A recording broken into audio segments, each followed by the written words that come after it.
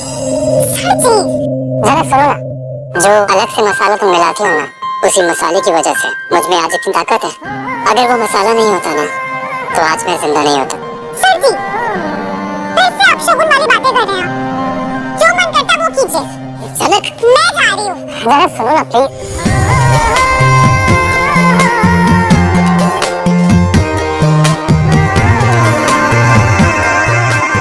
सच्चाई नहीं रही है।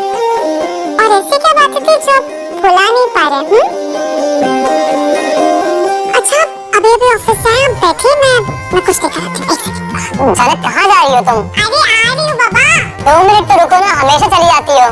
जनक, नहीं जाऊंगी, हमेशा ऐसे ही पास रहूंगी आपके।